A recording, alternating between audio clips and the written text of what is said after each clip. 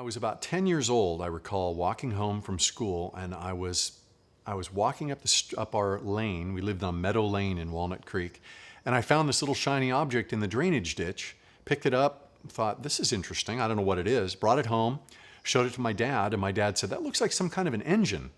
And so we cleaned it up, I put it on my shelf and assumed it's some kind of an engine.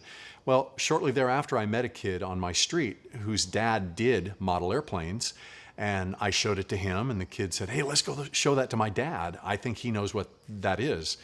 It was a Cox 049 engine.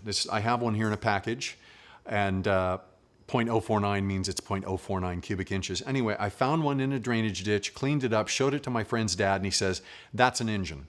I said, really? That's an engine, that'll run. Yeah.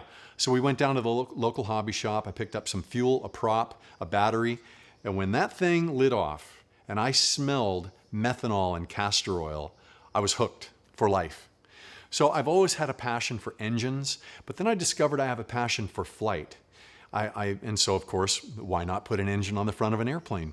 So I started building model planes as a kid, and actually I wish I still had the engine that I originally found, but funny story, I built an airplane that was called a free flight airplane. You just put an engine on it, you start it up and you throw it, and you hope you can find it.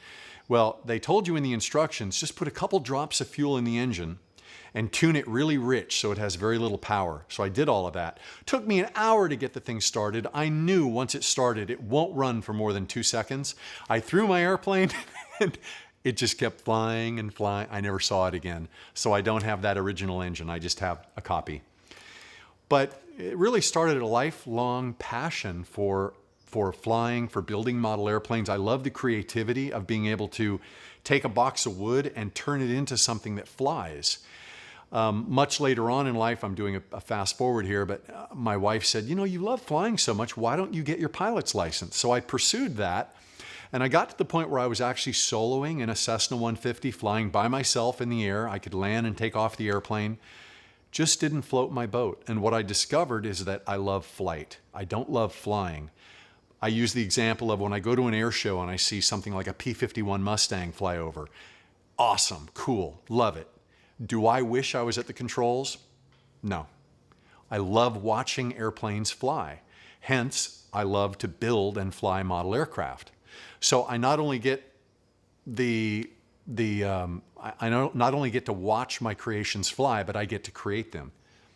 And so, being a creative person, I love the idea of going to my shop, which is where we are now, pulling out a bunch of wood and plans and actually cutting out all the parts, gluing together, and making an airplane that flies.